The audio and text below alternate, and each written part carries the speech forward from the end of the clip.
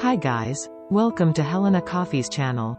The Italian espresso tradition is built on blending Arabica with part of the second coffee variety, Robusta, even if it appears that we are currently living in the omnipotence of Arabica coffee, which is well known for its popularity. The two kinds are blended to bring out the best qualities of each, creating an espresso with a nuanced flavor profile and our favorite texture. Today we will learn about what is the ideal ratio of Arabica and Robusta in brewed coffee. First, how can an espresso blend benefit from Arabica or Robusta? Despite being two species of the same plant, coffee Arabica and coffee Canephora, Robusta, have extremely diverse qualities that the blender uses to create the flavor of its mix.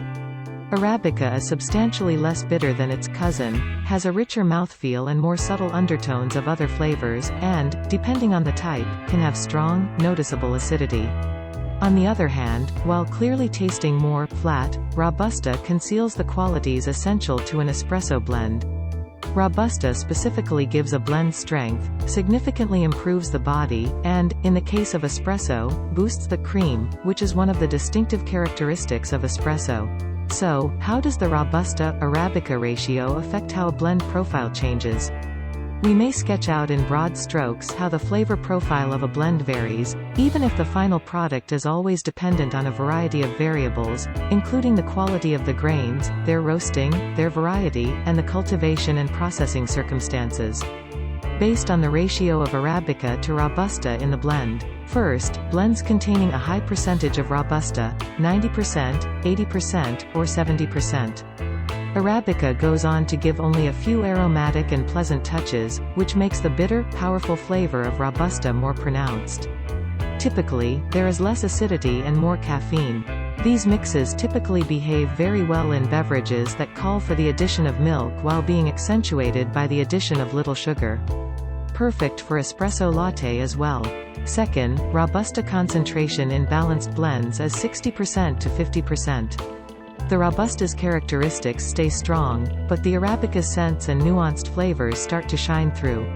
The flavor is enhanced with notes of milk chocolate, dried fruit, honey, and more generally a more complex olfactory spectrum. The cream is thick, and the body is robust, yet the acidity is balanced. Depending on the individual's preference, the outcomes are good whether the recipe is served hot or cold or with or without milk.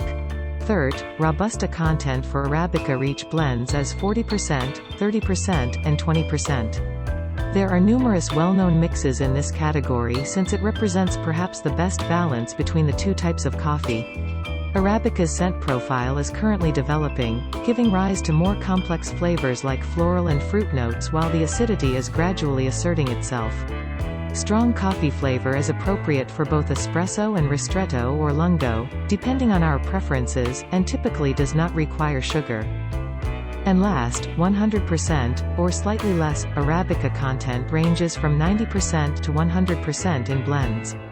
Arabica has a tendency to be more dominant, which produces a delightful explosion, a bouquet of fragrantly rich flavors, and more courtesy in the tongue, occasionally along with more noticeable acidity.